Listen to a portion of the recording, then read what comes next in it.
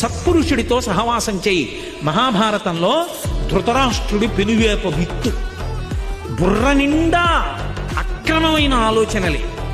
అటువంటి వాడికి శ్రీకృష్ణ పరమాత్మ విశ్వరూప దర్శనం ఇచ్చినప్పుడు దివ్యనేత్రములిచ్చి విశ్వరూపాన్ని దర్శనం చేసే అదృష్టాన్ని ఇచ్చాడు. ఎందుకు ఇచ్చాడు?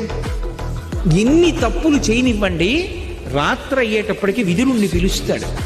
పరమధార్మికుడు, భగవద్భక్తుడు. పిలిచి, నిద్ర పట్టట్లేదో ఈ విదురా, ఏమైనా 4 మంచి మాటలు చెప్తూ అంటాడు. అంటే విదురుడు అంటాడు, రాత్రి నిద్ర పట్టకపోవడం చాలా దుర్లక్షణం. దొంగతనం చేసేవాడికి పట్టదు, పరకాంతలను ఆశించేవాడికి పట్టదు, లేకపోతే జూదం ఆడేవాడికి పట్టదు, మద్యపానం చేసేవాడికి పట్టదు. 4ంటిలో నువ్వే కోవకి చెందినవాడివి అని అడుగుతాడు. పరుల సొమ్ము ఆశించేవాడిని, మా తమ్ముడి బిడ్డల రాజ్యం నా బిడ్డలకి ఇద్దామని చూస్తున్నా, అందుకే నిద్ర పట్టదు. అయినా నువ్వు మంచి మాటలు చెప్పు, వింటాను అంటే విదురుడు చెప్తూ ఉంటాడు.